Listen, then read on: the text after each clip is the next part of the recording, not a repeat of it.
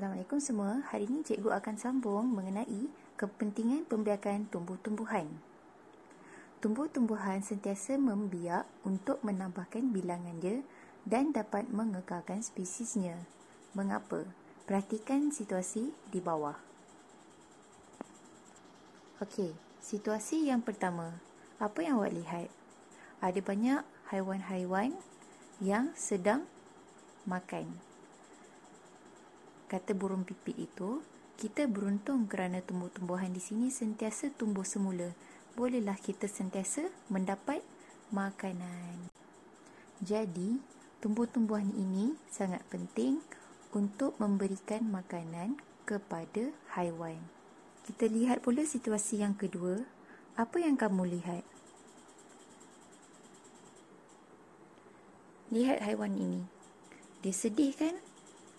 Sebab apa dia sedih? Kerana ada jentera-jentera yang sedang melakukan pembalakan di kawasan sekitar ini. Jadi, habitatnya telah musnah.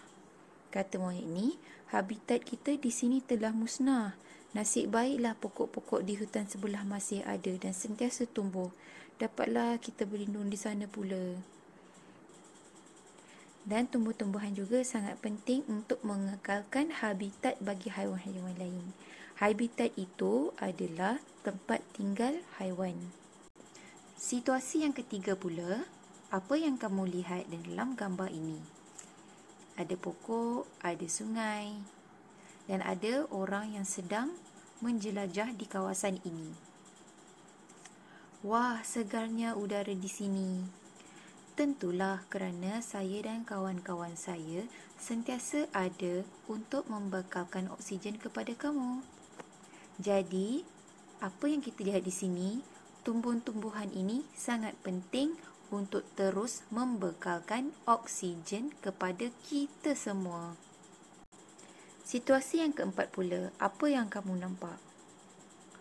Barang-barang ini ada di rumah kamu, seperti katil, almari, meja, atau kamu ada pernah nampak perabot-perabot ini di kedai-kedai perabot. Kami diperbuat daripada kayu. Mujurlah pokok-pokok di hutan masih membiak untuk membekalkan sumber kayu. Jadi, untuk membekalkan sumber kayu kepada manusia. Dan apabila sumber kayu ini dibekalkan kepada manusia, dapatlah kita menikmati perabot-perabot seperti katil, almari dan meja. Jadi, mengapakah pembiakan tumbuh-tumbuhan penting kepada hidupan? Pembiakan tumbuh-tumbuhan penting kepada hidupan untuk membekalkan sumber makanan, mengekalkan habitat, membekalkan oksigen, dan terus membekalkan sumber kayu agar kesemua ini sentiasa ada. Jadi, boleh kamu nyatakan pada cikgu apakah kepentingan pembiakan tumbuh-tumbuhan? Dan terakhir sekali, cikgu akan terus masuk ke topik teknologi pembiakan tumbuh-tumbuhan. Tahukah kamu, kita juga boleh membiakkan tumbuh-tumbuhan menggunakan teknologi seperti kultur tisu dan tut. Apa itu kultur tisu? Kultur tisu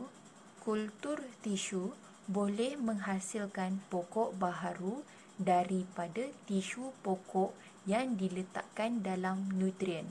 Contohnya ialah pokok pisang dan pokok orkid.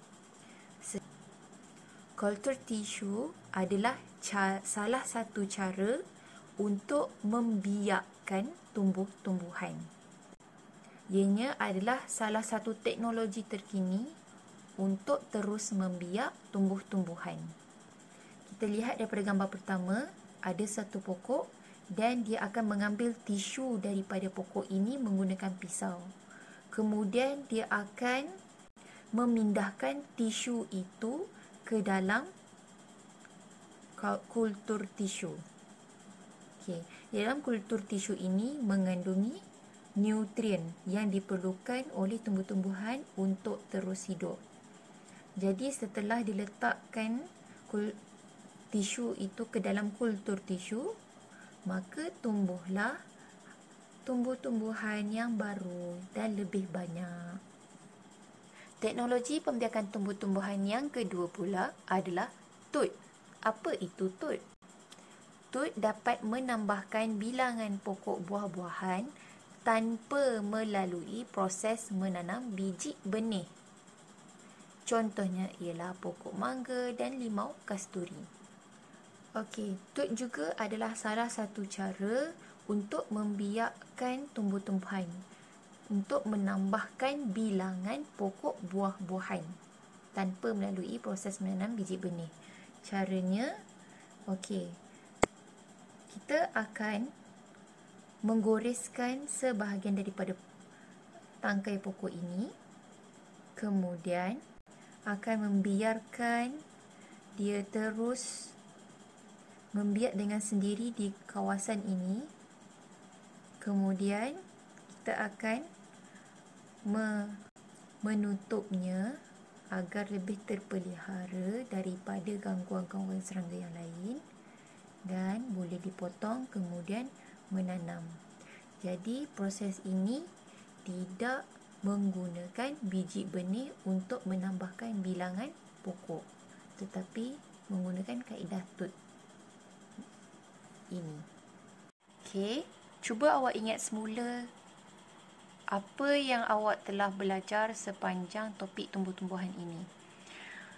Pertama sekali, tumbuh-tumbuhan membiak melalui berbagai cara, iaitu biji benih, keratan batang, daun, batang bawah tanah, anak pokok, spora.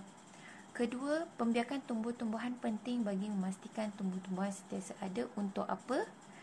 Membekalkan sumber makanan yang pertama. Kedua, habitat, melindungi habitat yang lain. Yang ketiga, membekalkan oksigen. Yang keempat, membekalkan sumber kayu. Terdapat pokok yang mempunyai dua cara pembiakan, seperti kangkung, selasih dan ubi geledek.